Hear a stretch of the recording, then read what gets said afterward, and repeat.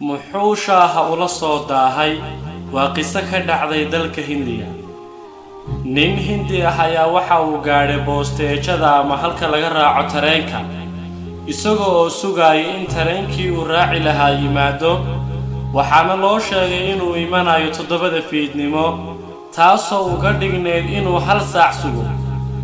wuxuu isku dayay inuu eego waxa ka socda istaanka ama goobta tareenadu ka baxaan si uu waqtiga isku dhaafiyo. rakaab aad u yar ayaa joogay goobta. waxa uu arkay koox wiilal ah oo meesha ku ciyaarayay. wiilashii waxa ay xidhnaayeen dhar dhammaad ah ama duug ah, waxaana ka muuqata diif iyo darxumo, balse aad bay ugu faraxsanaayeen ciyaartooda. wuxuu u baahday inuu shaah cabo maadaama uu qabooya jiray. nasiib darro, meherada ama makhaayadda shaaha keliya ee goobta lahayd waa ay ka yara fogeyd, isaguna kama uu tegi karin boorsooyinkiisa oo dhan.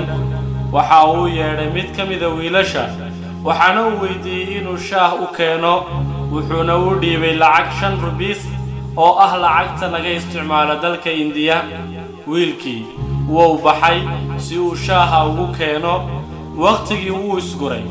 nus saac kadib ayaa tareenkii yimi, waana inuu degdeg u raaco.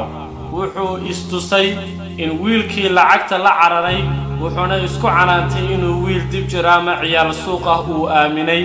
wuu istaagay si uu boorsooyinkiisa u qaato.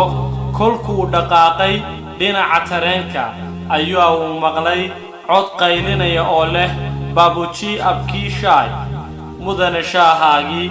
dib ayaa uu jaleecay. wuxuuna weydiiyey maxaad shaah ula soo daahday. jawaabtii wiilkii siiyey ayaa qalbigiisa taabatay, indhihiisana ilmo ayaa ay ku soo istaajisay. wiilkii yaraa waxa uu yidhi, "waxaa iga lumay lacagtii, kadibna waxaan meheradii ama makhaayadii shaaha aan kaaga soo iibinayay ka codsaday inaan alaabta u dhaqo si aan shaahaagii kuugu keeno."